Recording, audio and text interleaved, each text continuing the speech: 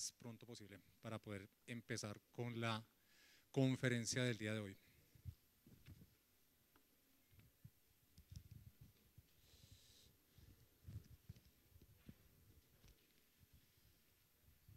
Queremos darle una especial bienvenida a los estudiantes del curso de Ingeniería de Riego del profesor Miguel Valenzuela.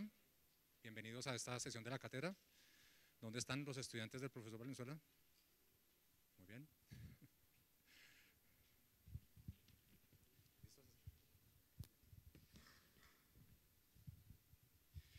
Bien, señoras y señores, tengo el gusto de presentarles a nuestro conferencista del día de hoy, el doctor César Augusto Terán Chávez.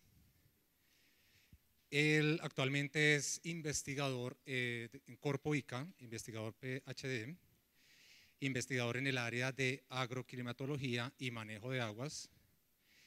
Tiene experiencia en investigaciones científicas innovadoras, en conformación y liderazgo de grupos de investigación orientados hacia la solución de problemas tecnológicos agropecuarios y basado en herramientas computacionales de punta.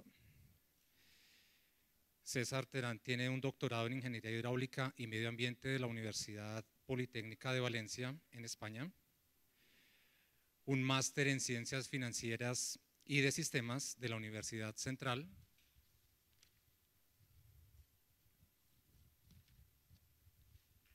y una especialización experto diseñador de soluciones de Internet.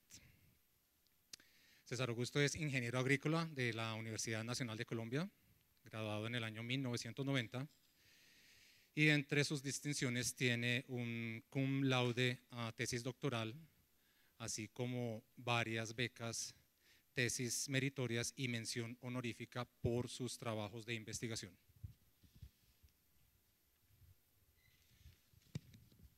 Dentro de sus publicaciones, pues tienen varias a nivel nacional e internacional, una lista bastante amplia en la que se ve pues toda la trayectoria investigadora del doctor Terán.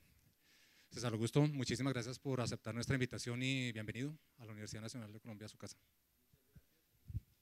Démosle una bienvenida, por favor.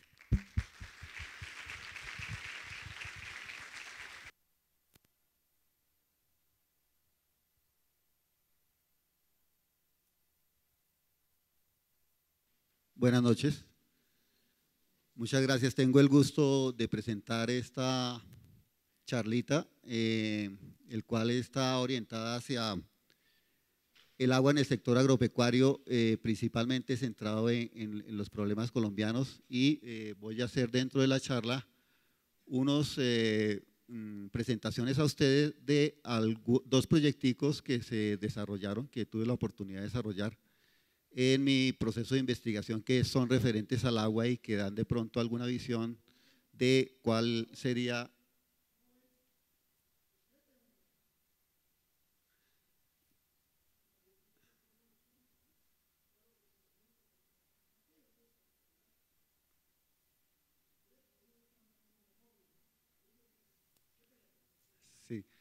de cuál sería, digamos, las posibilidades de desarrollo que se tiene desde la docencia y desde la investigación. Bueno, la charla contiene estos tópicos. Inicialmente la introducción, lo que es el agua en la tierra, el agua en el sector agropecuario, el agua en Colombia en general, el agua en el sector agropecuario colombiano, la importancia del agua en el agro, el desarrollo agropecuario a partir del agua, unas investigaciones desarrolladas como estudio de caso, qué esperar con respecto al agua en el sector agropecuario, cómo enfrentar los fenómenos de variabilidad y cambio climático en el sector agropecuario y algunas conclusiones y recomendaciones muy generales. Inicialmente es importante ver el agua como fuente de vida y el hecho de que el cuerpo humano contiene entre un 55 y un 78% de agua y es de gran importancia pues para la vida humana.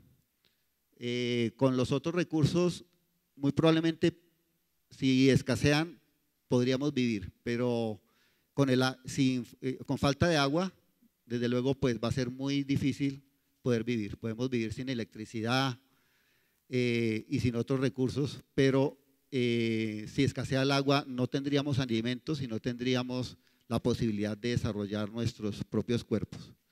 Entonces es un punto fundamental para poderse desarrollar. Miremos entonces cómo está el agua en la Tierra. Esas son cifras globales en las cuales podemos observar que existe alrededor de 1.338 millones de kilómetros cúbicos que conforman lo que es el agua salada, y para un total de agua en la Tierra de 1.386 millones de kilómetros cúbicos. ¿Cómo está distribuida esta agua en general?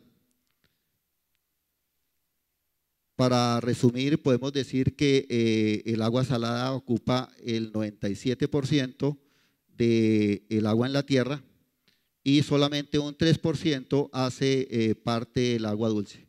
El agua dulce lo podemos distribuir en dos aspectos, en tres aspectos. El primero, el agua congelada, que ocupa el 79%, con un porcentaje del 20% de agua subterránea, y solamente las aguas superficiales es el 1%. De este 1%, el 50% está distribuido en lagos, el 38% en el suelo, el 10% en la atmósfera y solamente el 1% en lagos superficiales de ríos y organismos vivos, que es otro 1%. Uno de los aspectos importantes del agua es el problema de la escasez a nivel mundial del agua potable. Sin embargo, el continente americano es uno de los continentes más favorecidos con el recurso hídrico, y especialmente Colombia, ya lo vamos a ver más adelante. Pero existen continentes en los cuales las limitaciones de agua son muy altas. Por ejemplo, el continente africano, en las cuales alrededor de 330 millones carecen de un nivel de agua potable apropiado para el consumo. Los países con mayores déficits de agua pues se presentan principalmente con unos niveles de un nivel de estrés altísimo en el África y en los países asiáticos, y de pronto en Centroamérica ya existe un nivel de déficit alto, pero no tan alto como en los países asiáticos.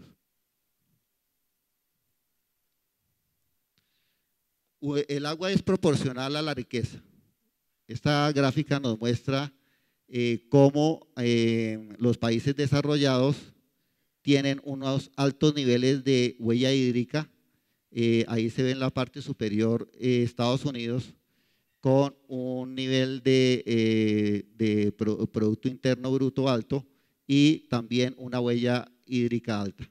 La franja de la mitad se centra en la mayoría de países, entre los cuales está Colombia, y se estima que se tiene un nivel de huella hídrica de más o menos 1.300 metros cúbicos por habitante, que es un nivel más o menos medio. Aquí de pronto no se alcanza a ver muy bien, pero quiero resaltar los costos del agua a nivel internacional. Aquí en Dinamarca es donde más se paga por el agua, alcanzando niveles de casi 10 dólares el metro cúbico, mientras que en Corea es el país donde menos se paga por el agua, con niveles que son más o menos de $5 por metro cúbico. Para Colombia, nosotros pagamos alrededor de $0.88 por metro cúbico el costo del agua.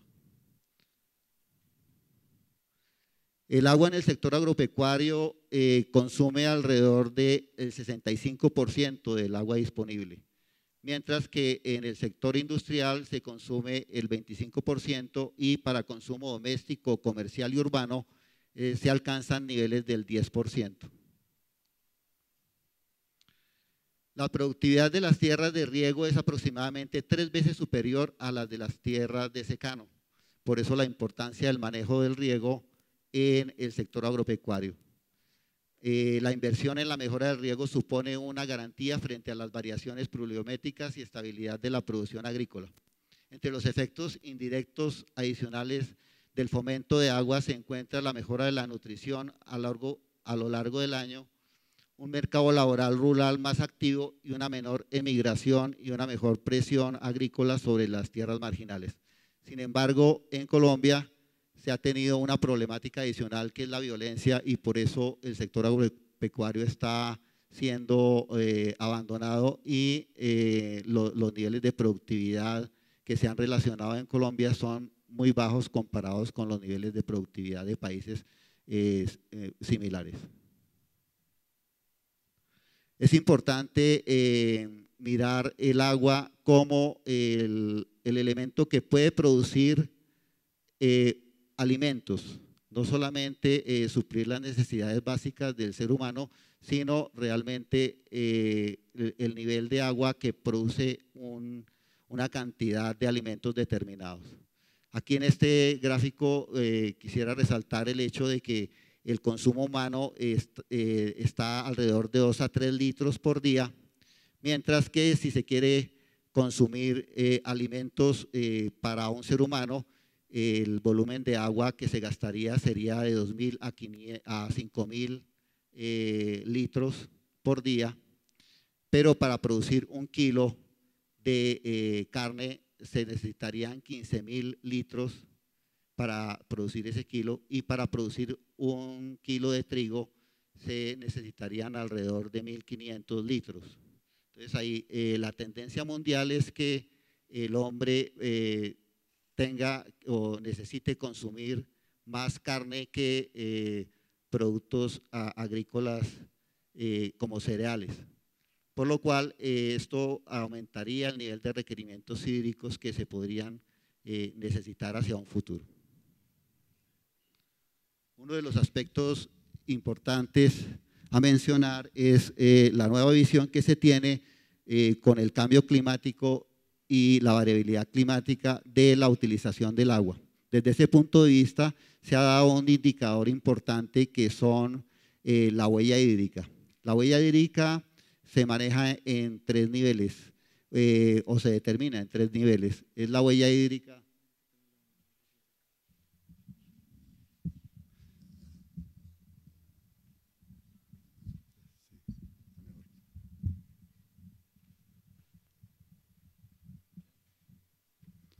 La huella hídrica verde, la cual depende básicamente de la precipitación, pero principalmente de la evapotranspiración que genera la cobertura vegetal.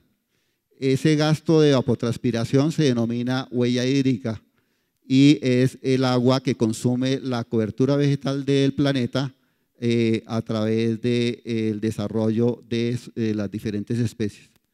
Por otro lado, la huella hídrica azul es la que está disponible para diferentes usos en diferentes medios, sobre todo agua superficial y agua subterránea. El agua superficial, desde luego, podemos encontrar lo que es los ríos, los lagos y el agua subterránea, pues el agua de los acuíferos en general. Si tenemos en la parte superior derecha, izquierda, perdón, tenemos una visión de cuál es la cantidad de agua de precipitación que va llegando a la atmósfera.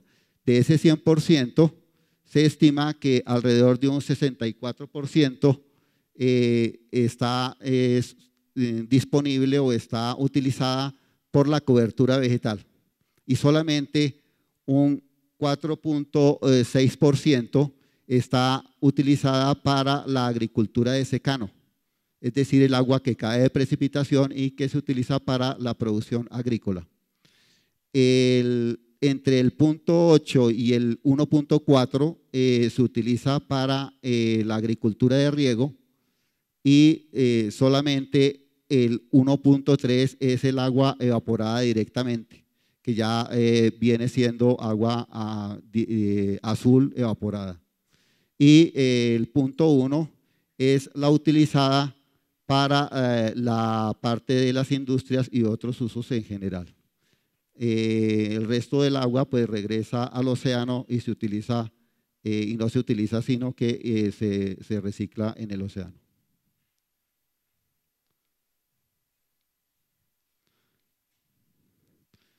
Uno de los principales aspectos que hay que tener en cuenta es el desarrollo de la irrigación a nivel mundial. Esta gráfica nos muestra en el histograma los empréstitos del Banco Mundial para la década de 1960 a 2005, en la cual se observa que a partir de 1972 más o menos hasta el año 1987 aproximadamente fueron los mayores empréstitos para el desarrollo de la irrigación a nivel mundial. También se observa la línea de riego, que es la línea de aumento de riego, que es la línea verde que se presenta en la gráfica. Y por otro lado, el índice de precios de los alimentos, que es la línea naranja y que contrasta en forma opuesta con el desarrollo del riego. Esto nos muestra que a medida que haya un mayor desarrollo de la irrigación, los precios van bajando. Por lo menos esto es lo que se vio de comportamiento en general para el caso del desarrollo de esta época hasta 2005. Por otro lado, se observa que si analizamos por década, podemos mirar que la década inicial de 1960, el porcentaje de aumento de la irrigación fue de 2.1, mientras que para la década del 70 fue de 2.2 y para la década del 80 de 1.6. De ahí en adelante comienza a disminuir la inversión en riego a nivel mundial y para la década siguiente tenemos un porcentaje de aumento apenas del 1.2 y para la década del 2000 apenas del 0.1.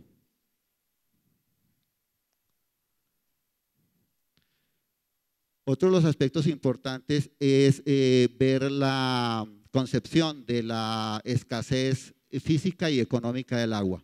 Este mapa nos muestra estos dos aspectos. En primer lugar, la escasez física, la cual es mostrada por los colores naranja principalmente, en los cuales en la zona señalada se observa que en esa agua el medio no dispone de suficiente agua para poder ser utilizada. La zona azul es la zona que realmente está sin escasez o tiene muy poca escasez de agua. Otra vez se presenta desde luego el continente americano en su mayor parte pues sin escasez o con poca escasez de agua, mientras que en África se presenta una escasez principalmente económica en la parte subsahariana, en la parte sur del continente africano. Es decir, que en esta región sí existe agua, pero no hay posibilidades de ser utilizada por las limitaciones económicas que se tienen. Miremos cómo sería entonces el comportamiento del agua en Colombia. Colombia se precia de ser uno de los países con mayores recursos hídricos. Aquí en esta gráfica, en esta tabla, podemos observar la ubicación de Colombia favorable en el 6º puesto de disponibilidad hídrica ya sea teniendo en cuenta los recursos de precipitación, los de aguas superficiales y subterráneas y los totales. Observamos que ocupa el 6º puesto después de la Federación Rusa, de Brasil, de Canadá, Indonesia, China y sigue Colombia. Incluso Estados Unidos está por debajo de Colombia en disponibilidad hídrica, con Colombia con 2.132 kilómetros cúbicos al año de recursos hídricos.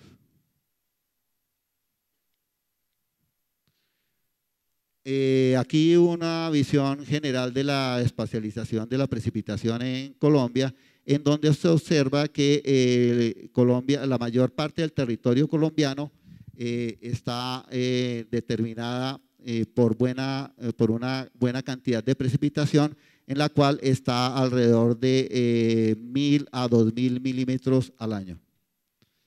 Pero una de las posibilidades que mejor tiene Colombia es la determinación de los módulos hídricos de las diferentes regiones. Observen ustedes el gran nivel de rendimiento hídrico de litros por segundo por kilómetro cuadrado que puede ser disponible para la parte agrícola, en los cuales para la región Caribe se tiene un nivel de 56.4 litros por segundo por kilómetro cuadrado. Esto se puede observar como porcentaje del área regable, de tal manera que incluso en regiones pacíficas el porcentaje del agua regable supera el 100%, quiere decir que pudiéramos regar o tener agua para exportación en esa área, porque el agua sobra por la cantidad de nivel de rendimiento que se tiene. Este es un punto importante para saber que existe un alto nivel de disponibilidad hídrico que se puede regular y mejorar a través del tiempo, mejorando la producción agrícola en general en Colombia. Aquí una visión general de la distribución del módulo hídrico en Colombia para una época normal. Aquí se ve un poquito más restringido ya para una época de estrés hídrico en general, y para una época de exceso hídrico como la presencia del fenómeno de la Niña, se observa este otro mapa en el cual se ve una distribución excelente y de pronto incluso muy alta con respecto al módulo hídrico de Colombia. Miremos un poco más a fondo el comportamiento del sector agropecuario colombiano en cuanto a la disposición del agua. Para Colombia se tienen establecidos 3 niveles de distritos de irrigación, en los cuales se determinan los distritos de pequeña escala, que están alrededor de entre 30 y 500 hectáreas.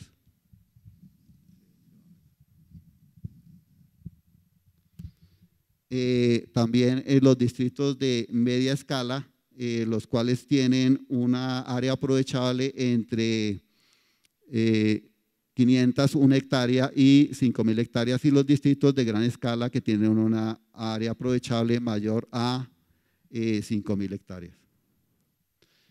El agua total adecuada a este momento es más o menos del 14% del área potencial irrigable, lo cual cubre 1.086.800 hectáreas y con un área potencial de 6.500.000 hectáreas más o menos. En estos momentos se están terminando la construcción de los distritos de riego de ranchería, que ya prácticamente está en utilización, lo del Triángulo del Tolima, con una capacidad de 20.000 hectáreas, y la parte del distrito de riego de Tesalia-Paicol, ubicada en el Huila. Como en total los distritos de gran irrigación tienen alrededor de 363.000 hectáreas, y para el caso de distritos de pequeña irrigación, en estos momentos están en operación apenas 5.798 hectáreas, pero hay una área mucho más grande, aproximadamente 20.000 hectáreas de distritos de pequeña irrigación desarrolladas, pero que sin embargo están siendo subutilizadas o tienen algún problema de desarrollo o de problemas de diseño, etcétera. Aquí se ve de pronto se alcanza a ver un poco los puntos rojitos en los cuales se ubican los distritos de pequeña irrigación a nivel nacional, principalmente ubicados en la zona montañosa. Y los distritos de pequeña y gran irrigación que están ubicados a lo largo y ancho del país. La mayoría de estos distritos están establecidos este grupo de cultivos en los cuales sobresale el arroz con alrededor de 250.000 hectáreas. Otros cultivos como los cereales, la caña de azúcar, las hortalizas, la papa, el tabaco, muy poco en algodón, plátano, café, cacao y algunos frutales. Bueno, la problemática del agua es la que cubre aquí esta diapositiva principalmente. Existe mucha degradación de las cuencas hidrográficas, está la estacionalidad de la producción agropecuaria, la degradación física y química y biológica de las corrientes y los cuerpos de agua, el bajo cubrimiento de los distritos de riego y drenaje, la baja cultura del agua y la degradación de las propiedades físicas del suelo. Y desde luego es de resaltar los riesgos inherentes del agua, los cuales son básicamente las inundaciones, como lo que pasó en la presencia de la Niña para 2010-2011, en los cuales varias zonas del país estuvieron inundadas y afectadas por esta inundación, las sequías que se presentan en la época del fenómeno del Niño, la baja eficiencia del uso del agua, por la no utilización adecuada de este recurso o los bajos niveles de diseño que se tienen de los distritos de riego, incluso de los distritos de riego como ya veíamos. Existe también una baja disponibilidad del recurso hídrico por las mismas razones de que no hay áreas grandes de irrigación a lo largo y ancho de las zonas productoras, la pérdida de calidad del líquido en ciertas zonas, como por ejemplo en la sabana de Bogotá, los problemas de erosión, deslizamientos y remoción en masa que se presentan normalmente cuando hay excesos hídricos, y la situación actual del problema que nos aqueja a nivel nacional y a nivel mundial, como son la variabilidad climática, principalmente con la presencia de los fenómenos del Niño y la Niña y la parte del cambio climático global, que tiende a aumentar las temperaturas y a que cada vez las precipitaciones sean más erráticas, aumentando en unos lugares y disminuyendo en otros, en la mayoría. Con respecto a las acciones políticas, es importante resaltar que pues, deben haber acciones favorables para poder fomentar la irrigación de varias formas. Con financiación, con asistencia técnica y con capacitación para los productores. Además, pues hace muchos años la parte de irrigación está frenada y no se han hecho desarrollos agrícolas recientemente, fuera de los mencionados anteriormente, y es necesario comenzar a hacer una extensión mucho mayor de la irrigación, tanto de distritos de riego de pequeña, mediana y gran irrigación. Igualmente, las empresas privadas deberían desarrollar sus sistemas de riego para poder fomentar el desarrollo y el mejor uso del agua. Y a partir de la investigación es importante hacer la búsqueda de soluciones para minimizar los riesgos y optimizar los recursos y así poder mejorar el futuro de la irrigación en Colombia. Con respecto a la investigación, podemos decir que se han hecho algunas investigaciones en varias entidades, pero específicamente en Corpoica se han hecho estas investigaciones que se mencionan aquí.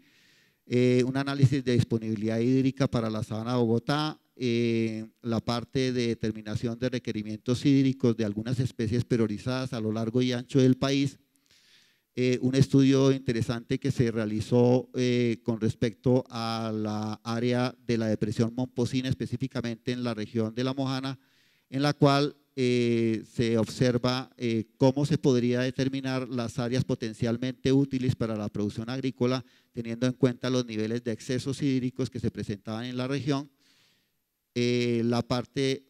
Una investigación que se hizo de todos los distritos de riego a nivel nacional, que fue una validación, ajuste y transferencia de tecnología del riego en distritos de pequeña irrigación a nivel nacional, tratando de mejorar estas deficiencias que se presentan en general en todos estos distritos de riego y poder mejorar la producción agrícola de cada uno de los productores en general.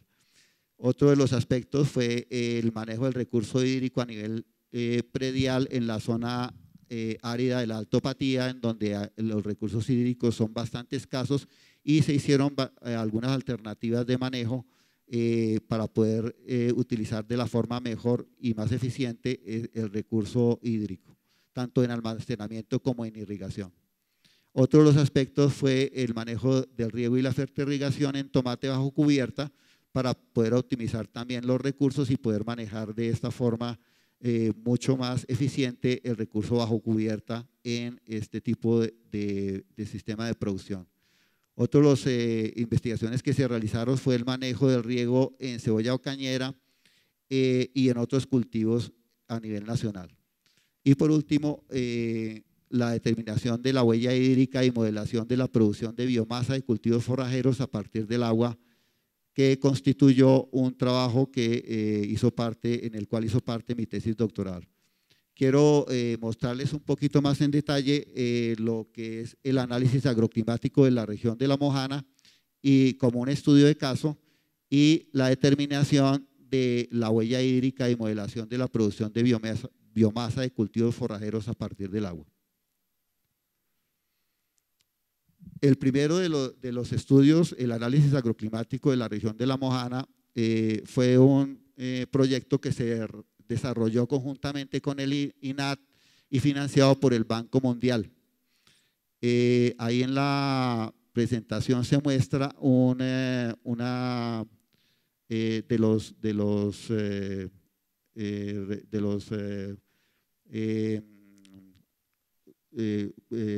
un pájaro encontrado en la región de La Mojana, en el cual pertenece a la cultura cenú. La cultura cenú se llamó la cultura hidráulica de Colombia, debido a que aprendieron a manejar los recursos hidráulicos excesivos que se presentaban y que confluían en la región de La Mojana en esta área. Ahí se ven la disposición de canales que realizaban los antiguos cenúes, que fue una cultura que duró hasta 2000 años antes de que entraran los españoles a Colombia, y que pudieron manejar de esta forma, de estas construcciones en forma de espina de pescado, de una forma adecuada los recursos de excesos hídricos que se presentaban en La Mojana.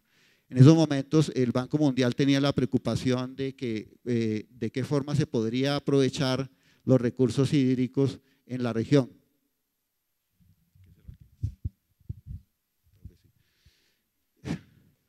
Y entonces lo que se presentaba era entonces ver cuál era la posibilidad de producciones agrícolas que se pudieran generar en esta región con este nivel de problemática que se presentaba. El objetivo que se planteó fue analizar el comportamiento agroclimático de la región de La Mojana para estimar a partir de dichos estudios las relaciones del clima con la biosfera. La región de La Mojana hace parte de la región Caribe y hace parte de los departamentos de Bolívar, Córdoba, Antioquia, con esos porcentajes que se presentan ahí, y es una región en la cual confluyen los principales ríos de Colombia, que son el río San Juan, el río Cauca y el río Magdalena. de tal manera que este volumen de agua que llega aquí hace muy difícil la producción agrícola en la región. Para ello fue necesario estudiar el modelo digital del terreno para poder estimar a partir de esas conformaciones todas las relaciones que se presentaban en varios aspectos, tanto en la parte climática, con la parte de suelos y la parte de cultivos en general. La utilización de la información que se determinó fue la información climática y agronómica de la región. Se determinó la precipitación decadal con una probabilidad de ocurrencia del 75% y se determinó la evapotranspiración de referencia originada de los elementos de temperatura, humedad relativa, velocidad del viento, brillo solar a nivel decadal.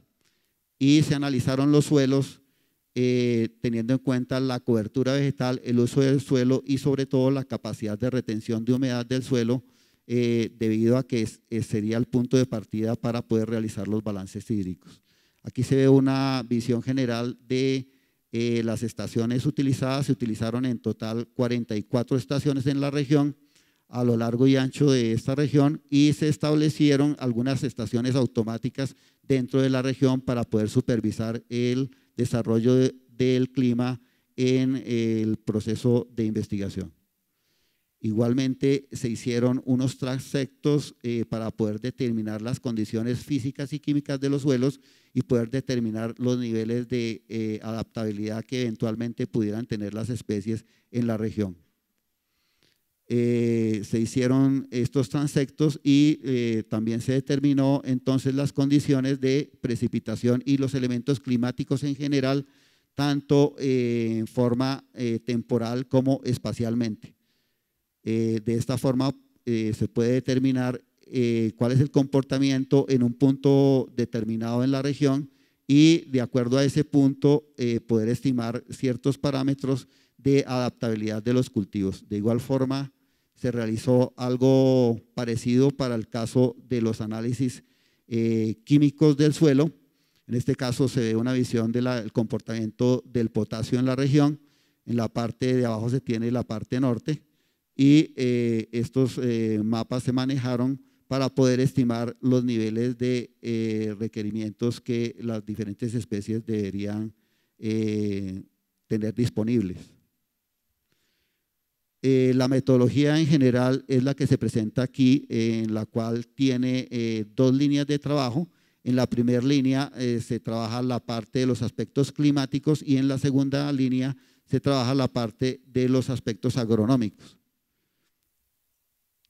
Los aspectos agronómicos determinan todos los requerimientos de los cultivos y los aspectos climáticos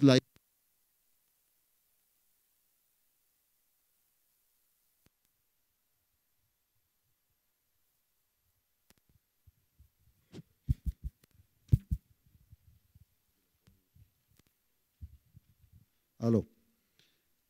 Sí, para los aspectos climáticos, entonces era necesario hacer un proceso de depuración de la información, luego una interpolación espacial de toda esta información y trabajarlo todo a nivel de sistemas de información geográfico, determinando los elementos climáticos que me pueden determinar el comportamiento del clima en general, pero principalmente la determinación de la ejecución de la evapotranspiración de referencia. Esta evapotranspiración de referencia es un insumo importante para la determinación del balance hídrico, desde luego conformando la otra parte de la oferta por intermedio de la precipitación con una probabilidad de ocurrencia del 75%. Por la parte agronómica era importante determinar no solamente la parte química, sino también la parte de capacidad de retención de humedad, interpretando la curva de retención de humedad como la disponibilidad hídrica dentro del proceso de balance hídrico. De tal manera que la capacidad de retención de humedad es el punto de partida para poder hacer el balance hídrico. Posteriormente se generó una matriz geográfica de excesos, debido a que los niveles de excesos me determinarían los niveles de restricción que las diferentes especies deberían soportar. A partir de esto se hace un análisis de componentes principales espacial, teniendo en cuenta todo el comportamiento de excesos de los diferentes puntos a través de la geografía del territorio. Y a partir de este análisis se puede zonificar teniendo en cuenta esos niveles de exceso determinados por el balance hídrico que ya vamos a ver más adelante. Posteriormente, entonces, a partir de los mapas de parámetros edáficos, podemos hacer una optimización de áreas de cultivos y poder determinar también un mapa de limitantes agroclimáticas para finalmente obtener un mapa de cultivos potenciales en la región. Una de las cuestiones importantes es la determinación de la evapotranspiración de referencia, la cual en estos momentos que se desarrolló acaba de ser determinada la ecuación de Pema-Monti, en la cual se estimaba ya el cambio de el concepto de la evapotranspiración potencial como concepto nuevo de evapotranspiración de referencia, que lo que hace es resumir la potencialidad del clima para poder extraer agua del medio y específicamente de la cobertura vegetal. Esto se hizo a nivel espacial, considerando los diferentes mapas generados de todas las variables de entrada al modelo. Estas variables de entrada al modelo se toman en forma espacial y se combinan de acuerdo a la ecuación mencionada de la forma como se presenta en la transparencia, en la cual se observan en la parte superior todos los mapas de entrada, como son los mapas de humedad relativa, las temperaturas, el mapa digital del terreno que nos representa la altitud, los mapas de brillo solar, las coordenadas geográficas del sistema de información geográfico y desde luego los mapas del viento. A partir de ellos entonces se genera un proceso de desarrollo de la ecuación de Pema-Monti en el cual finalmente obtenemos la evapotranspiración de referencia en forma espacial y de acuerdo a la ubicación de los píxeles obtenidos en todo el desarrollo del sistema de información geográfico. Uno de los resultados interesantes de este desarrollo es este mapa que observa dos ejes de variación de la evapotranspiración de referencia, uno que va de norte a sur, que varía esta evapotranspiración en 35 milímetros y uno que va de occidente a oeste de 104 milímetros.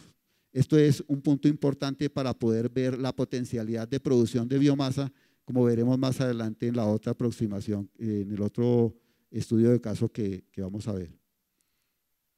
Aquí se observa entonces el punto de partida para poder hacer la determinación de los balances hídricos. Este es el mapa de capacidad de retención de humedad a lo largo y ancho de la Mojana, en los cuales se identifican diferentes niveles de milímetros de retención de humedad que el suelo puede relacionar en cada uno de los puntos. Esto me ayudará entonces a hacer un balance hídrico determinado en cada uno de los píxeles, de tal manera que podamos poder hacer una relación del nivel de disponibilidad hídrica para una eventual siembra de un cultivo en particular. Esto se hizo a nivel decadal de tal forma que se observa este conjunto de mapas en los cuales se observan, en este caso, los mapas decadales de excesos de humedad del suelo.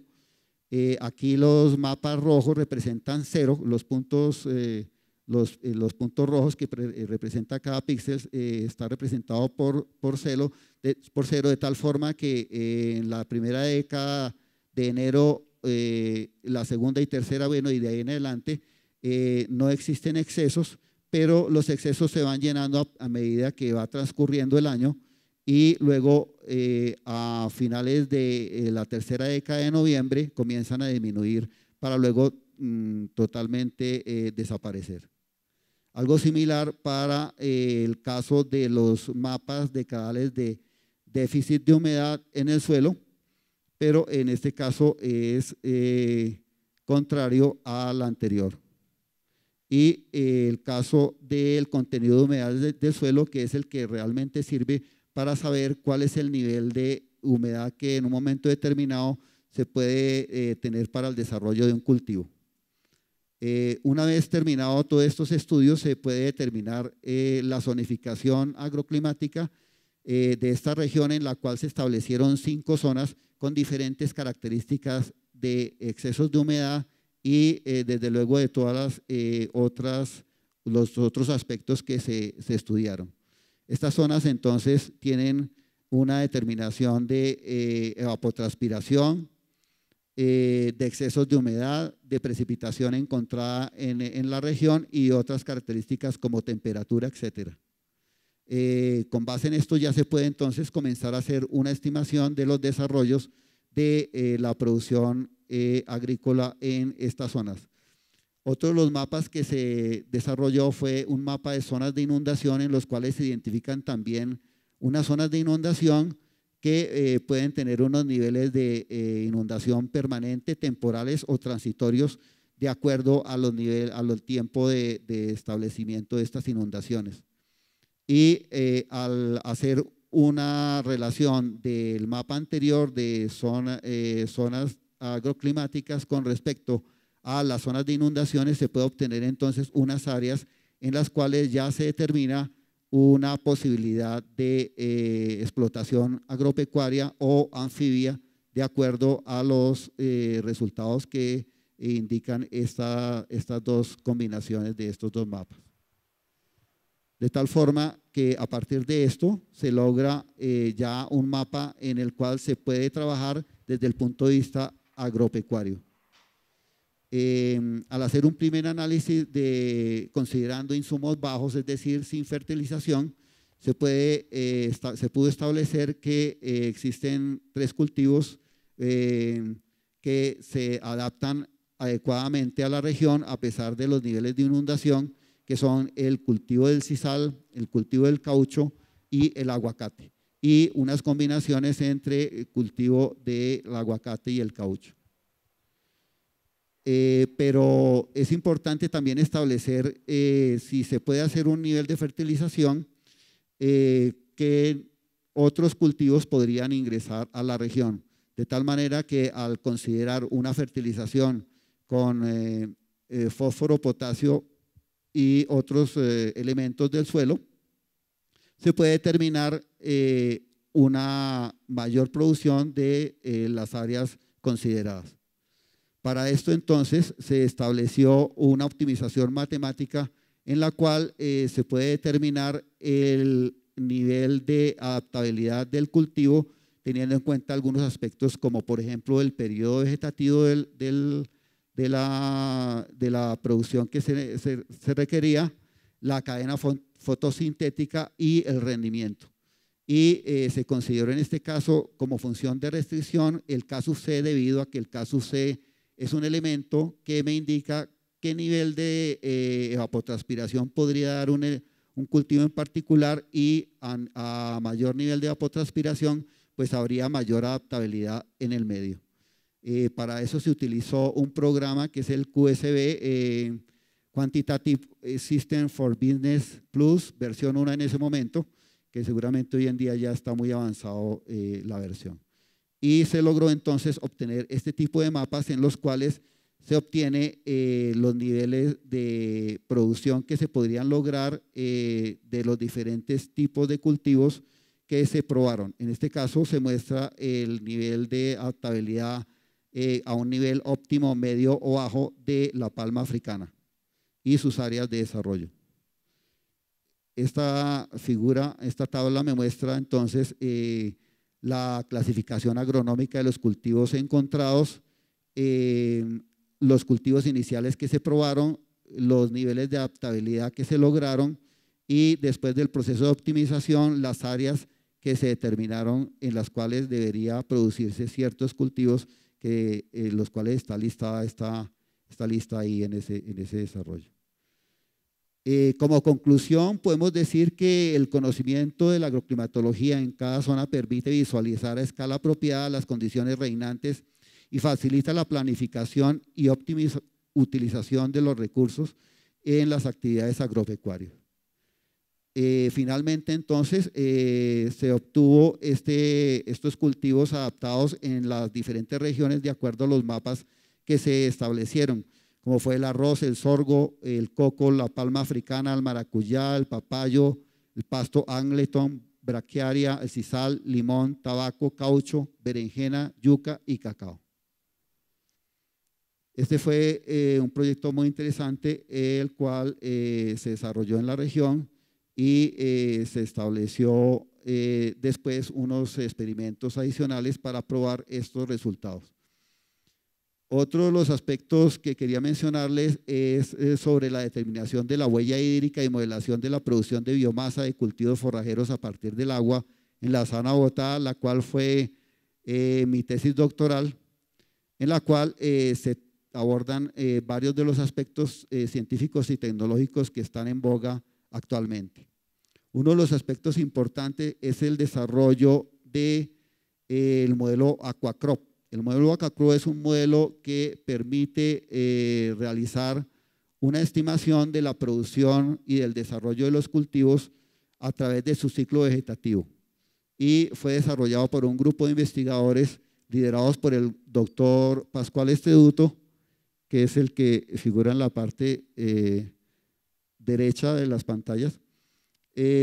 También contó con la colaboración del doctor Dirray Salcentro y la colaboración del doctor Xiao, que es un investigador de la Universidad de Davis, y por otro lado la colaboración del doctor Elías Ferreres, que es el que se presenta ahí en la transparencia.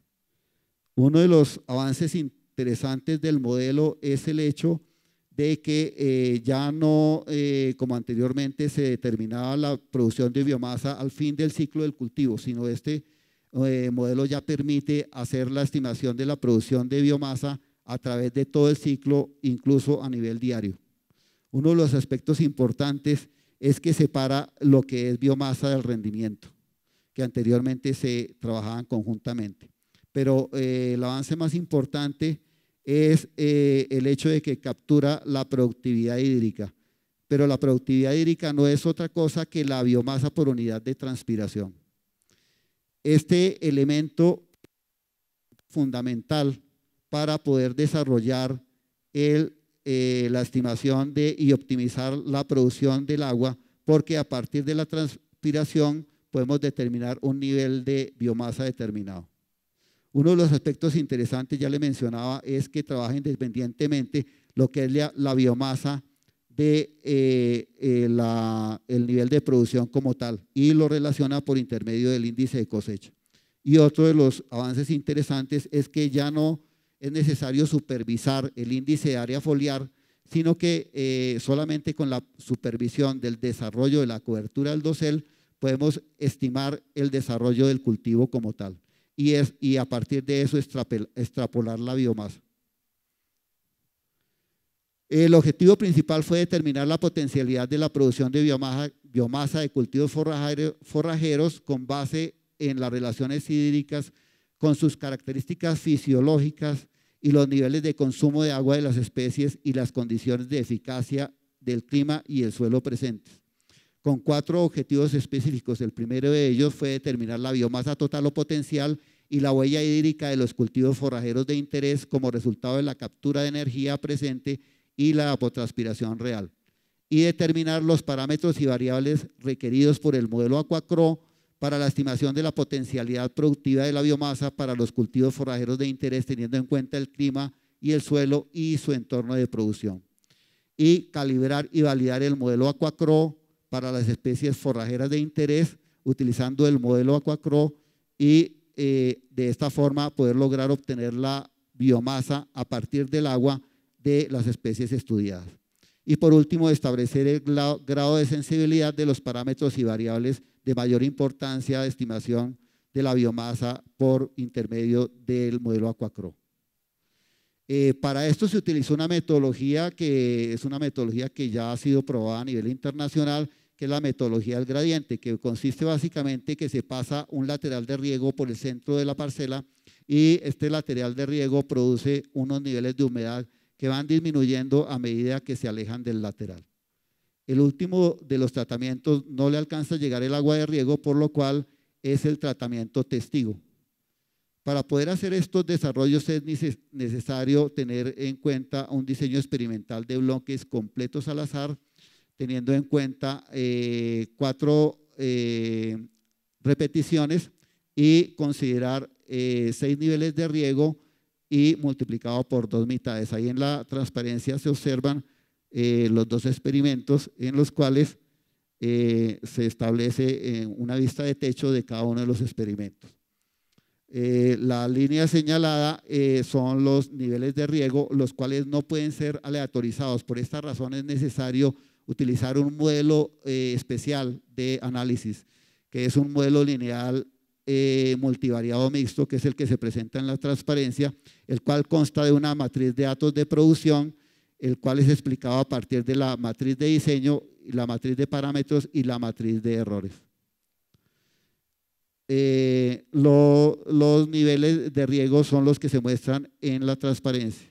Los niveles van disminuyendo a medida que se alejan del lateral. El lateral va ubicado en este centro y los niveles van disminuyendo hacia allá. El análisis se hizo por intermedio del programa SAS para poder hacer los análisis estadísticos. Se tuvo en cuenta variables independientes como los niveles de riego, con nivel de agotamiento de 0.2, es decir, sin riego, que pertenecía básicamente al control. Las variables respuestas fueron el forraje, la biomasa, la cobertura del dosel, la cosecha, la profundidad de raíces y la altura de planta. Además, se observaron otras variables previamente que es necesario determinar para poder hacer los balances hídricos, etcétera, como son las variables hidrofísicas del suelo, determinando la capacidad de campo, el punto de machetez permanente, el porcentaje de saturación, la conductividad hidráulica saturada, la densidad aparente, la retención de humedad, la infiltración y las variables químicas del suelo, básicamente para garantizar que las plantas no sufrieran por limitaciones de nutrientes.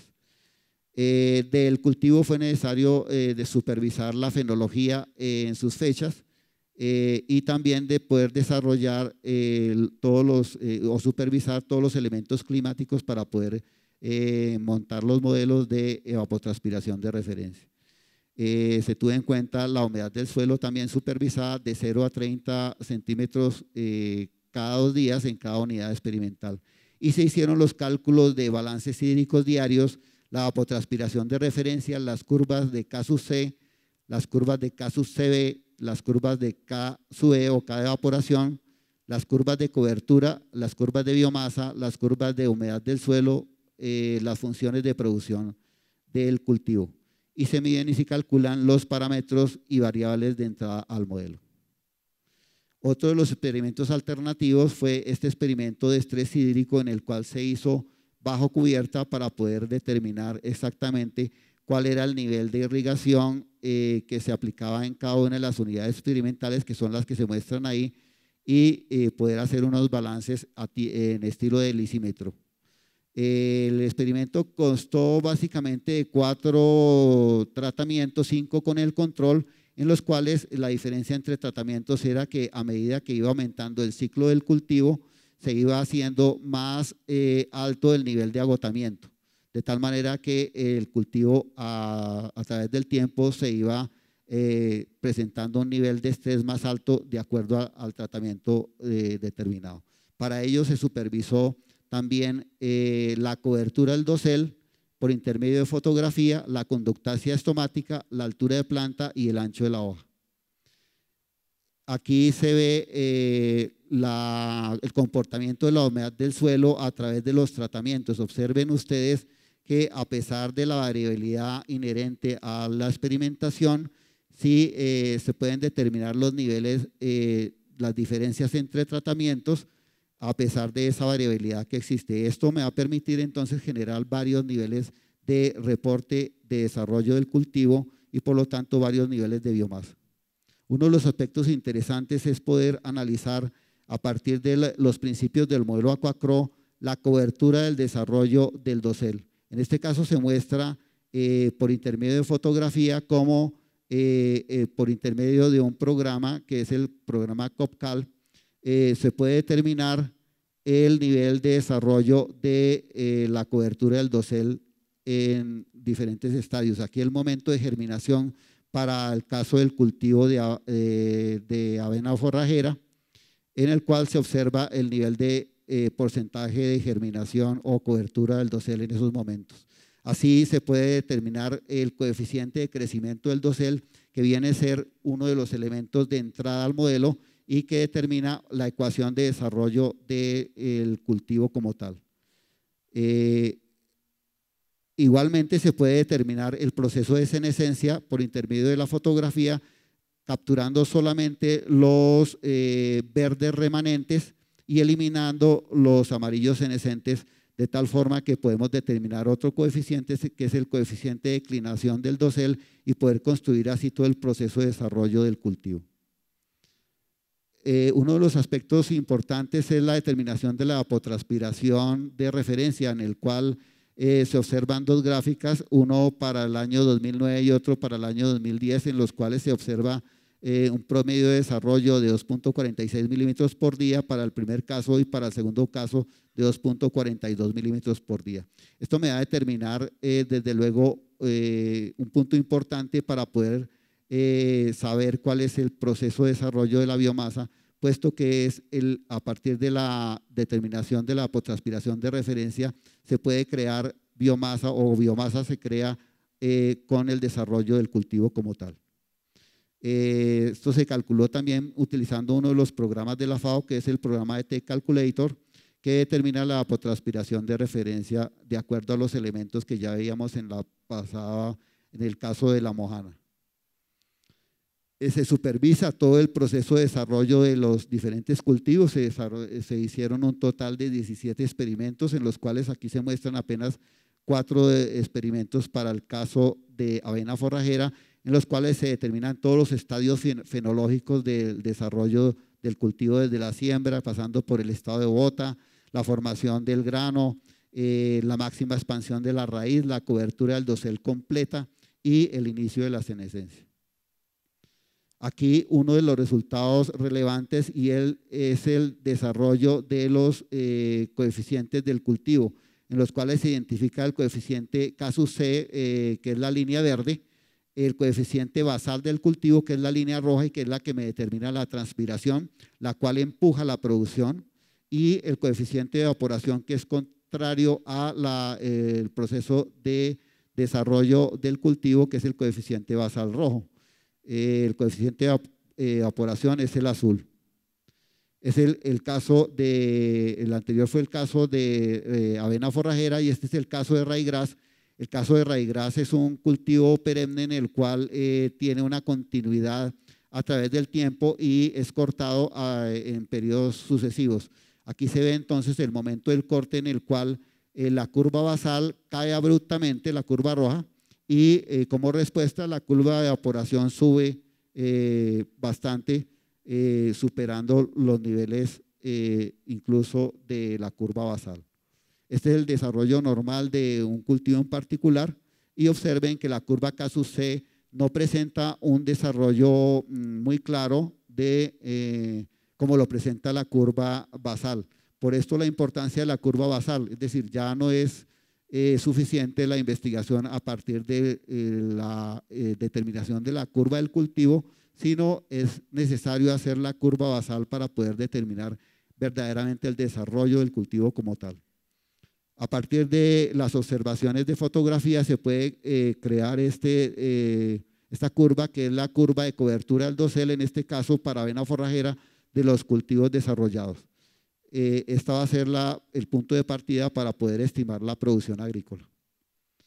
Se muestra entonces aquí en esta gráfica los diferentes 4 primeros experimentos para el caso de avena forrajera.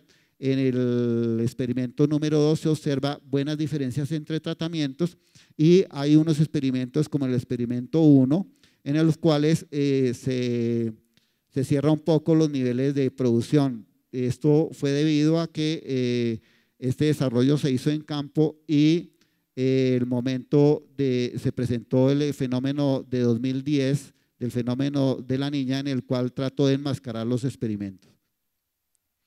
pero finalmente se llega a poder determinar la función de producción para el caso de avena forrajera, en este caso, en el cual nos responde una ecuación de segundo grado con un máximo de producción alrededor de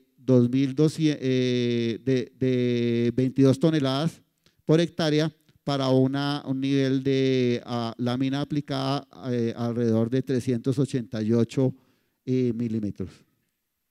Para el caso de ryegrass se obtiene esta función de producción en forma de línea recta debido a que el cultivo es un cultivo perenne y se obtienen niveles de producción en dos sentidos, para el proceso de siembra a primer corte y para los cortes posteriores al primero. Para el proceso de siembra a primer corte se obtienen niveles de producción de 9 toneladas por hectárea para una lámina aproximada de 398 milímetros. Y para los cortes posteriores al primero se obtienen niveles de producción de 6 toneladas por hectárea con una lámina aplicada de 258 milímetros.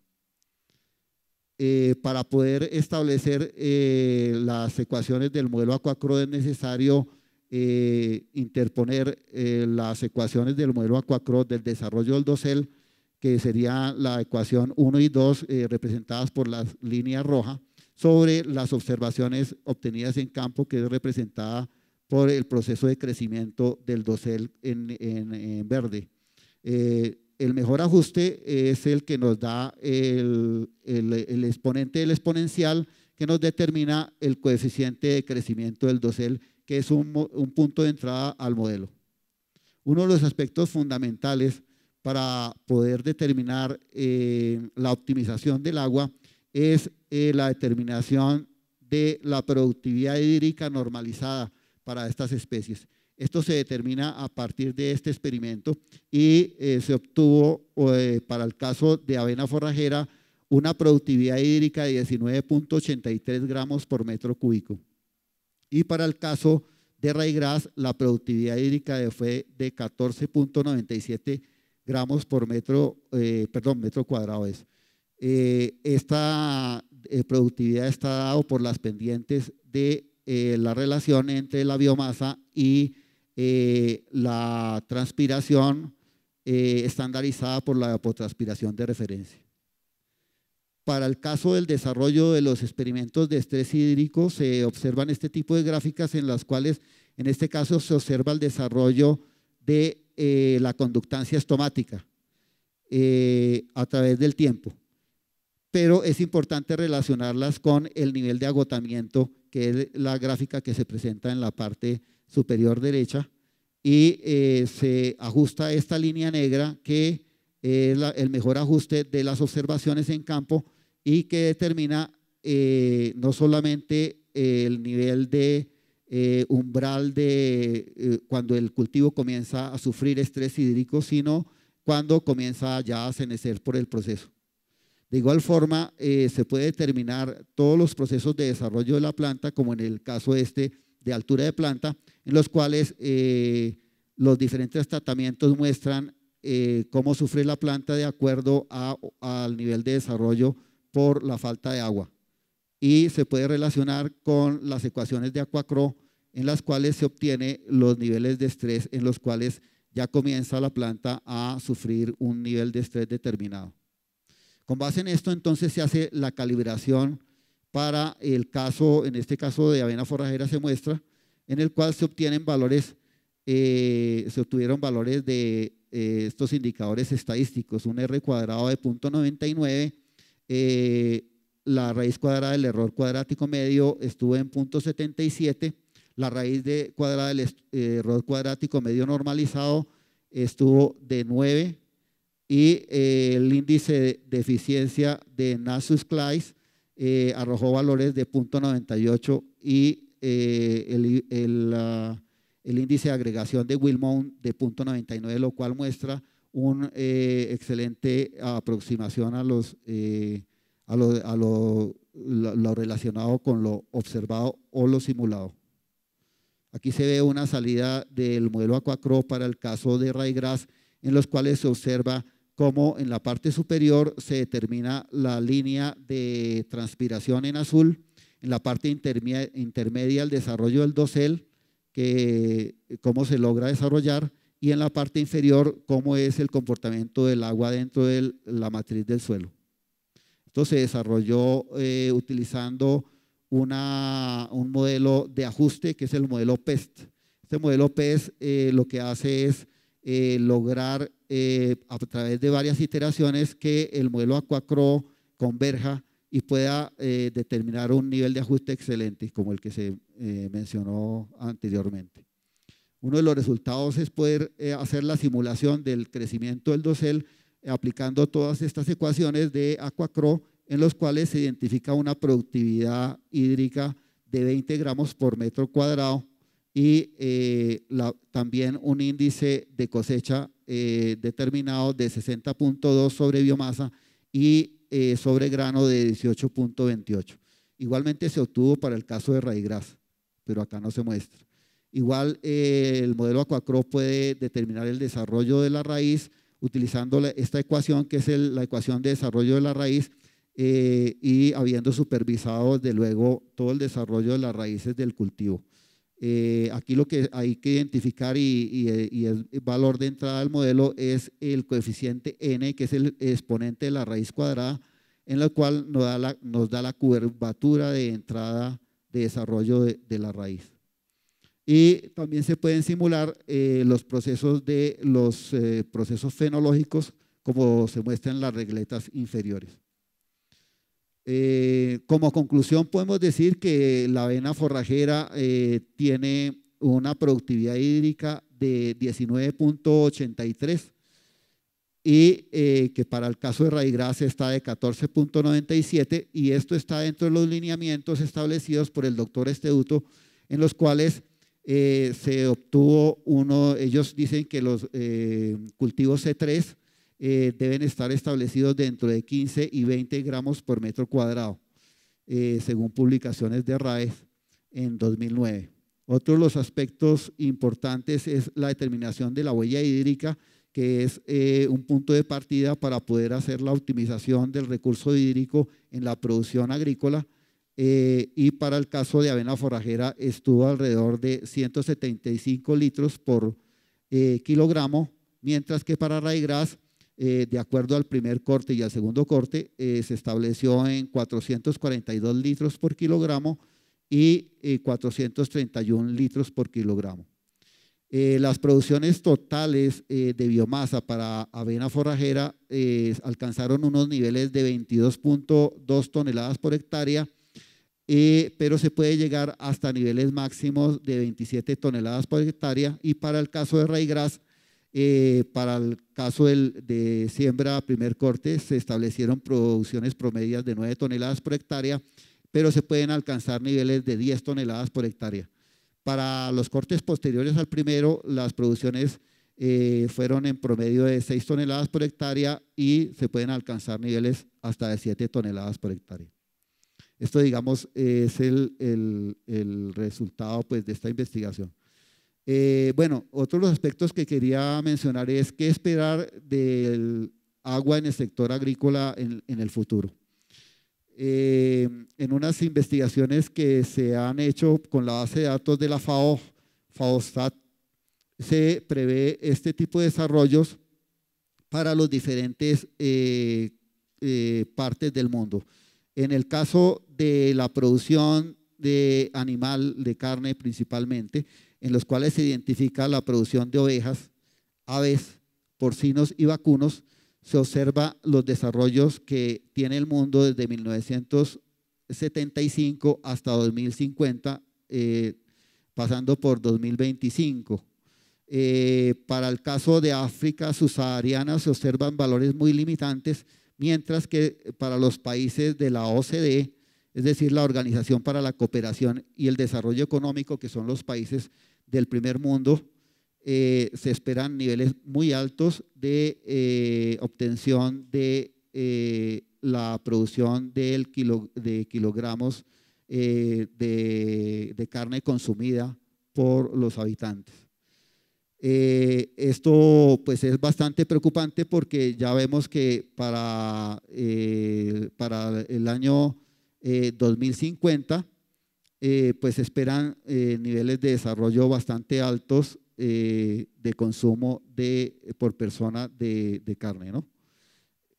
Otra visión que se tiene es para el caso de la producción de demanda de granos, en los cuales se identifican básicamente los alimentos para seres humanos, los piensos o pastos y otros cultivos, en los cuales también se observan niveles de desarrollo muy altos para los países de la OCDE y por otro lado desarrollos muy bajos para lo que es el área de África subsahariana. Pero es importante también mencionar la importancia de las posibilidades de desarrollo que se tienen en las diferentes regiones del país. En el caso de América Latina observamos que hay una posibilidad de producción de secano más o menos buena para los próximos años y también una posibilidad de mejoramiento del riego más o menos estable, digamos, y también una posibilidad de ampliar la superficie regada para el caso de América Latina. Sin embargo, para los países de altos desarrollos, como por ejemplo el Medio Oriente, la posibilidad de mejorar el área regada es muy limitada, puesto que ellos ya tienen unos niveles de desarrollo bastante altos. Una de las preocupaciones que se tiene hoy son los fenómenos de variabilidad y cambio climático que están afectando la producción agrícola en general. El Instituto Internacional del Manejo del Agua y la FAO han propuesto estas 7 acciones para poder mejorar o enfrentar estos problemas de variabilidad y cambio climático. Entre ellos podemos resaltar cambiar el modo de pensar sobre lo que es la utilización del agua en la agricultura. ¿En qué sentido? En el sentido que no solamente el agua se debe mirar como el único recurso para poder solucionar los problemas, sino que hay que integrarlo con todas las demás prácticas agrícolas, como ya hemos visto en los 2 ejemplos anteriores. Es decir, no solamente el agua se debe mirar como un recurso aislado, sino que debe ser integrado con todos los recursos que tienen que ver con la nutrición de cultivos, con el desarrollo de las prácticas agrícolas, etcétera, y con el desarrollo de la adaptabilidad de los cultivos en los sitios que realmente deberían estar. Esta visión es la visión nueva que recomienda estos 2 institutos para luchar contra los fenómenos de cambio climático y variabilidad climática. Otro de los aspectos importantes es la lucha contra la pobreza y el mejoramiento del acceso del uso del agua para los fines agrícolas. La mayoría de los países que tienen limitaciones de pobreza también tienen limitaciones en el uso del agua. Por lo tanto, es importante mejorar esta problemática para poder acceder al buen manejo del uso del agua. El tercero de los aspectos es gestionar la agricultura con miras a establecer servicios ecosistémicos. ¿Esto de qué se trata? Se trata básicamente de integrar no solamente el uso del agua a lo que es la producción agrícola, sino al manejo del ecosistema como tal, es decir, a las fuentes hídricas, a la utilización alternativa de otros recursos y a la integración de esta agua a el medio y a la producción y aprovechamiento de los excesos o las deficiencias de esta agua para poder obtener otros recursos alternativos. Y uno de los aspectos que se mencionaba en el anterior estudio de caso es aumentar la productividad hídrica.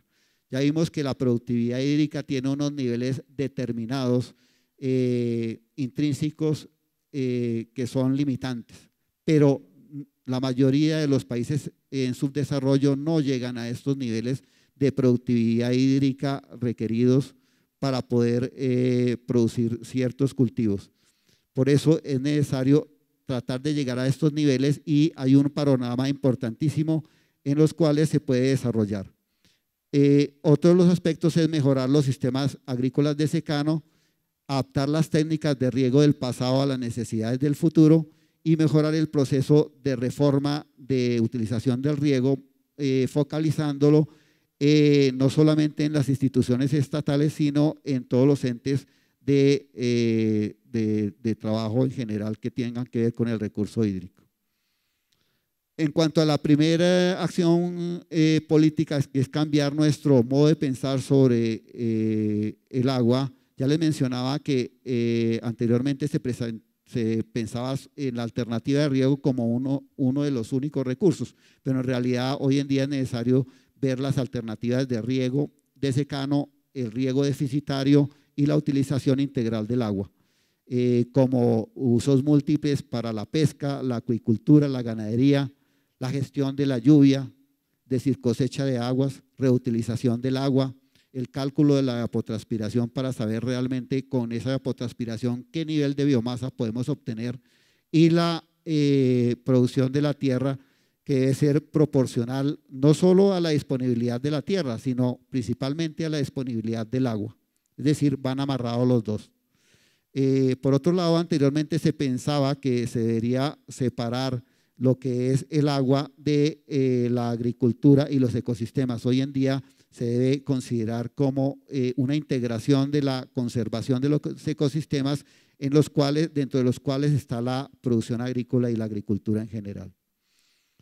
Otro de los aspectos es considerar los riesgos y la vulnerabilidad de los ecosistemas, que ya se están tratando en otros problemas, como los problemas de variabilidad y cambio climático, y no solamente ampliar la superficie de riego, sino también intensificar la producción, mejorando la productividad del agua. Otra de las acciones es acciones participativas para el manejo del agua, donde se integre la sociedad, y valorar los aspectos ambientales de forma económica también. Es decir, el agua en muchos aspectos no se cobra, sino se regala, entonces es necesario valorarla para que se utilice de una mejor forma. En cuanto a la acción política 2, pues es muy clara: luchar contra la pobreza y el mejoramiento y el acceso del uso del agua para los fines agrícolas. Y el caso de gestionar el agua como servicios ecosistémicos, aquí hay un ejemplo en el cual se observa la producción de arroz, que puede ser complementada con producción de peces, producción de pastos, cría de ranas, caracoles, etcétera, almacenamiento de agua sobrante, e incluso la misma agua que se utiliza para la inundación de los arroces, prevención de la erosión del suelo, el manejo del clima, etcétera. Todo este tipo de visión integral de los recursos ecosistémicos contribuye a la utilización y al mejoramiento del recurso hídrico. Y uno de los aspectos importantes que se hace énfasis es en aumentar la productividad hídrica. Aquí se ve el proceso de desarrollo de la productividad hídrica para el caso de los Estados Unidos, China y América Latina, en los cuales se ve que América Latina está muy por debajo de los niveles de los países desarrollados, y por lo tanto hay mucho por hacer en ese aspecto. Aquí otra visión del desarrollo de la productividad hídrica en los principales cultivos cerealeros, como es el maíz, el trigo y el arroz. En la mayoría de la ubicación del cuadro se observa que tiene una muy buena posibilidad de poder subir en la curva de ajuste, de tal manera que los países en vías de desarrollo pudiéramos lograr los niveles obtenidos por los países desarrollados. Ya vimos de qué forma es necesario investigar en la productividad hídrica, como les mencionaba, de acuerdo a los resultados que se mencionaban para el caso de avena forrajera y raígras. Aquí la acción política 5, mejorar los sistemas agrícolas de secano. Aquí se observa entonces las zonas climáticas según el COPEN, en los cuales se muestran la posibilidad de desarrollo agrícola de las diferentes regiones. Y uno de los aspectos es adaptar las técnicas de riego del pasado a las necesidades del futuro y mejorar el proceso de reforma focalizado a las instituciones, considerando la transferencia de gestión del riego no solamente del Estado, sino también de los usuarios, y establecer las organizaciones alrededor de las cuencas para que ellos mismos ayuden a mejorar el establecimiento y conservación de dichas cuencas. Uno de los aspectos propuestos por estas organizaciones es cobrar por el agua, lo cual tiene dos puntos de vista. Uno, se valoraría mejor el recurso, pero por otro lado también se podría aumentar la pobreza por el cobro del agua y poder muy probablemente limitar el acceso al agua a las personas menos favorecidas. Y esto también tiene una implicación adicional, es que se crean unos derechos de mercado con respecto al agua. Como conclusiones, traigo estas 4 conclusiones de la charla. Uno es el aumento de la productividad hídrica en la producción agropecuaria. Es importante trabajar en ese aspecto. El aumento de la regulación hídrica de las cuencas de interés agropecuario, que no se trató en esta charla, pero que es importante considerar, y sobre todo en Colombia, debido a la gran cantidad de recursos hídricos que se tienen, pero que sin embargo ya vimos el problema del fenómeno del Niño, que limitó los niveles de disponibilidad hídrica en épocas secas. Enfrentar los fenómenos de variabilidad y cambio climático de cara a la producción agropecuaria, y fomentar la investigación y transferencia de tecnología en áreas de agroclimatología, irrigación, drenaje, la productividad hídrica y la huella hídrica. Esto era básicamente mi charla. Si hay algunas preguntas, con mucho gusto.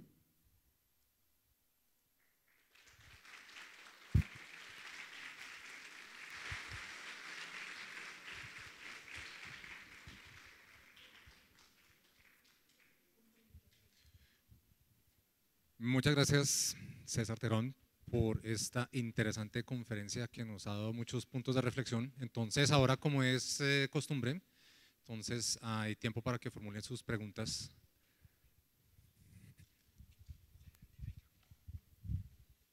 Profesor, respecto del cuidado del agua y de la incidencia que tiene en este momento respecto al cambio climático, ¿qué planteamiento usted podría hacernos frente a la situación que tenemos en Sabana Occidente, en Bogotá, en Mosquera, Madrid, sobre el manejo del agua por las empresas de flores? ¿Las empresas qué? Las empresas de flores. Sí, no solamente las empresas de flores deberían tener conciencia de la utilización del agua, sino en general de todos los usuarios del agua a nivel de producción agrícola. Pienso que precisamente las empresas de flores son una de las empresas que más deberían ser los abanderados de poder determinar lo que es la productividad hídrica de las flores, porque seguramente no han hecho esta determinación para poder manejar en forma adecuada el recurso y no botar el agua. Uno de los aspectos importantes es precisamente eso, la determinación de la productividad hídrica y la huella hídrica de las flores, y más teniendo en cuenta un aspecto importante, y es lo que es el agua virtual. Al exportar flores estamos exportando esa agua, de tal forma que esta agua está saliendo del país y no está siendo valorada, y no está siendo, digamos, distribuida en el medio colombiano. Sí, claro, las flores son vendidas y sus propietarios o productores ganan unos recursos, pero el agua sí se ha ido del país y es irrecuperable. Esa es otra visión que se tiene a nivel mundial, y se establece que el agua virtual, que es el agua que sale y se exporta, debería ser pagada y retribuida al país productor. Y esa es una forma de exportar agua, y se tiene en cuenta para las valoraciones de cambio climático y variabilidad climática en general. Por eso se ha establecido ese criterio.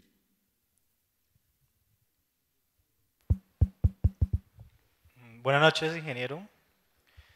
Mi pregunta va dirigida más a no tanto la industria agrícola grande a gran escala, sino pues a la más pequeña, queriendo con esto también mejorar el aprovechamiento del recurso hídrico en la producción agropecuaria.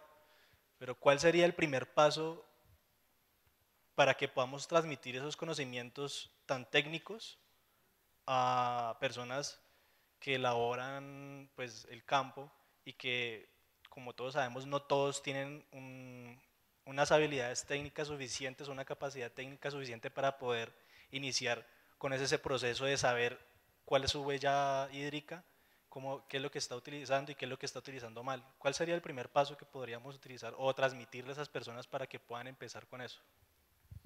El primer paso es la divulgación y es lo que se está haciendo en un proyecto que está desarrollando Corpoica con respecto al cambio climático y a la variabilidad climática a raíz de los sucesos ocurridos por las inundaciones de La Niña del año 2010-2011. ¿Qué se ha hecho ahí? Se ha creado una red de transferidores a nivel nacional en las cuales se están exponiendo este tipo de temas. La importancia, primero que todo, de la agroclimatología, para que comenzamos a subir el nivel de diálogo entre los productores comunes y corrientes y poder que ellos vean la importancia del manejo del clima, por lo menos enterarse de qué es eso, para qué sirve, cómo poder utilizarlo. Ese es uno de los puntos de partida. Otro de los puntos es poder utilizar el agua en la mejor forma posible, la poca agua que se tenga. Seguramente si existe un sistema de riego por superficie, tratar de poder transportarlo o trasladarlo o mejorarlo con otro sistema más eficiente. Esos dos puntos, digamos que son los puntos claves para poder manejar. Y lo de la huella hídrica y la productividad hídrica, es importante también mencionar que hay entidades a nivel ya nacional e internacional que simplemente colocan la posibilidad de ver cuántos litros de agua consume, por ejemplo, la producción de un kilo de carne comparado con la producción de un kilo de cereal, etcétera. Y de esta forma poder el usuario común y corriente elegir aquellos insumos o aquellos procesos o consumos que menor huella hídrica generen. Esos tres aspectos serían como los que hay que comenzar a trabajar. Buenas noches. Pues mi pregunta va dirigida al último que estaba mencionando por acá. Por acá. Acá. Buenas noches. Mi pregunta va dirigida al último que estaba mencionando, que decía que pues, la producción de 1 kilogramo de carne consumía 15.000 litros de agua y la de 1 kilogramo de trigo consumía 1.500 litros de agua. Yo quisiera saber en base a qué salen esos, o sea, de dónde sacan esos datos, porque pues son cifras bastante grandes. Sí, como se mencionaba en uno de los estudios de caso, que es el estudio de lo de mi tesis doctoral, se puede determinar exactamente todo ese proceso que ustedes vieron para poder obtener exactamente el nivel de consumo para poder obtener un kilo, ¿no?, de cualquier producto. Ya en el caso específico que presenté era para avena forrajera y ryegrass, en los cuales se determinaron finalmente el nivel de consumo de 1 kilo de cada uno de esos productos. Pero también se puede determinar este proceso para todo tipo de productos.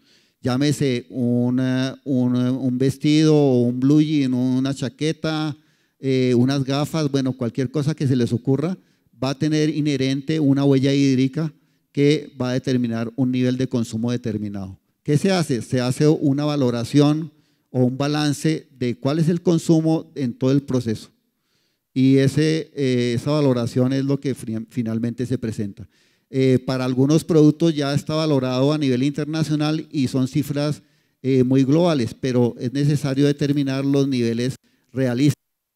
Ese proceso depende también del proceso de producción y de las prácticas de manejo que se establecen en la región en particular. Es decir, que a la larga vamos a poder determinar cuál país es más eficiente en la producción de 1 kilo de trigo y seguramente esos países van a tener restricciones en la producción de ese kilo de trigo, porque van a utilizar más agua de lo que normalmente deberían utilizar.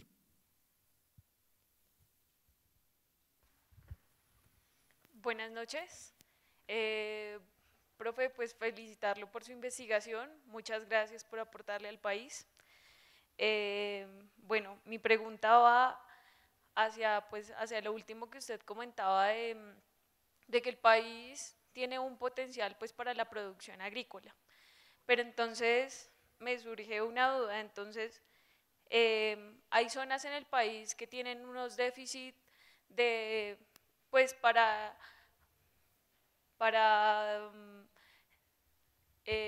como para la distribución del agua, y pues para esos problemas lo que se ha generado pues son los distritos de riego. Entonces pues me gustaría saber en qué van los distritos de riego, quién los está regulando, si hay un control para esos distritos de riego, y ya, básicamente eso. Sí, en estos momentos estamos desarrollando precisamente una investigación en uno de los distritos de riego del país, que es el distrito de riego del Zulia, que queda ubicado en el norte de Santander. Para contestarle a tu pregunta, básicamente existen dos visiones de la administración de los distritos de riego en Colombia.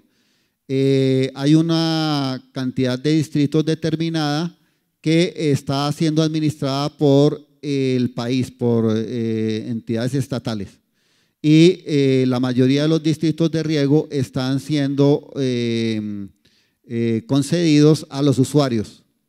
El distrito de riego del Zulia es un distrito que está muy bien manejado por los usuarios, pero no siempre es así, porque existen problemas intrínsecos de la administración en sí que se generan por diferentes características de los grupos que manejan los distritos, de tal manera que no siempre es eficiente esa visión. Hay algunas veces que es necesario que el gobierno tenga cartas en el asunto y maneje adecuadamente ciertos distritos de riego que no se pueden ceder muy fácilmente a las comunidades. Pero la tendencia mundial es que el agua sea manejada por los usuarios, y desde ese punto de vista, pues cada usuario o cada conjunto de usuarios debería enterarse pues y manejar sus recursos de acuerdo a sus necesidades.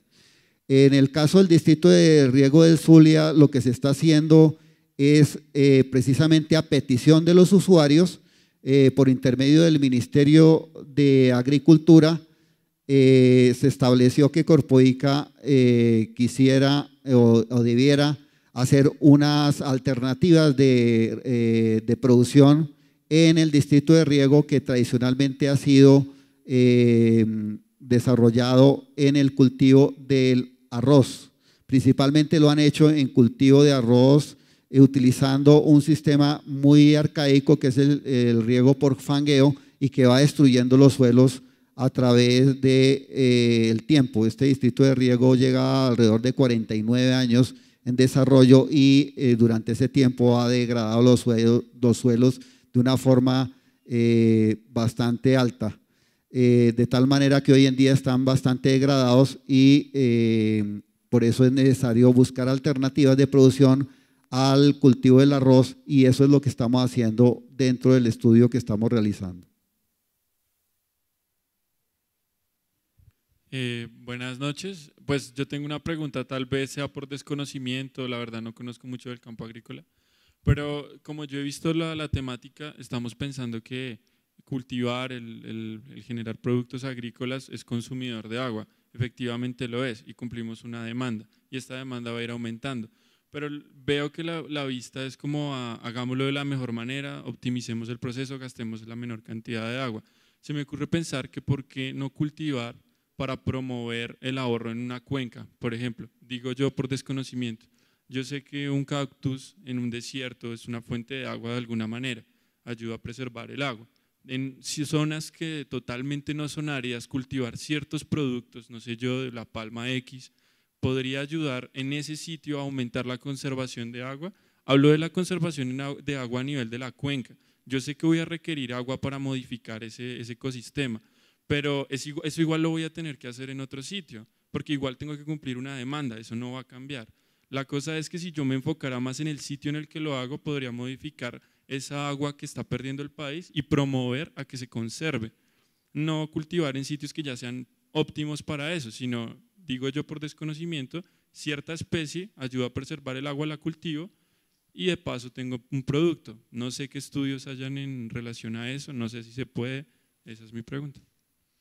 Sí, el punto de partida para poder ver realmente cuál es la mejor adaptación de un cultivo a una región en particular es precisamente el estudio de la productividad hídrica. La productividad hídrica es inherente a la especie como tal, es decir, es una constante que no varía en la especie y eso es lo importante y lo básico. Hay dos tipos de especies que son las especies C3 y C4.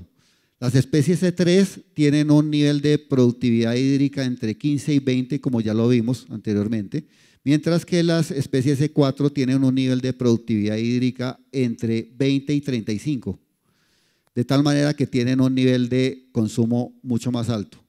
Ese es un punto clave y es una reciente investigación realizada por los investigadores que yo les mostraba y es el punto de partida de la nueva visión de la producción agropecuaria en el mundo. Por eso la importancia de este tema. Pero al margen de eso, de saber cuál es realmente el mejor cultivo para cierta zona, es importante tener en cuenta el hecho de que estamos degradando nuestras cuencas y esa degradación nos está cobrando la producción del agua como tal, es decir, la oferta hídrica en una cuenca en particular. ¿Por qué razón? Porque es que en la medida en que haya altos niveles de precipitación, no va a haber regulación hídrica en la cuenca porque la deforestación no permite retener el agua e irla soltando poco a poco para así poder tener una disponibilidad hídrica a través del tiempo adecuada.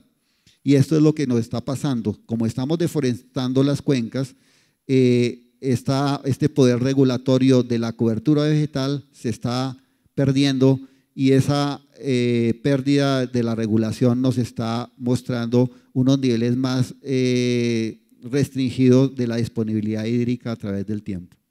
Creo que esos son los dos puntos fundamentales, la conservación de las cuencas y la posibilidad de la nueva visión de la productividad hídrica con respecto a la potencialidad de una región en particular. Esto tiene mucho por investigar. Realmente los alcances que ha hecho el modelo Aquacro hasta ahora se han calibrado y validado un total de 12 especies en este modelo, que es un modelo más o menos sencillo de manejar y que se puede calibrar y validar a lo largo y ancho del mundo y que puede ser un punto muy importante para poder ver la adaptabilidad de los cultivos en ciertas regiones con miras a la disponibilidad hídrica, porque es un modelo orientado hacia la producción hídrica a partir de los desarrollos del cultivo, pero inherente a la disponibilidad del agua.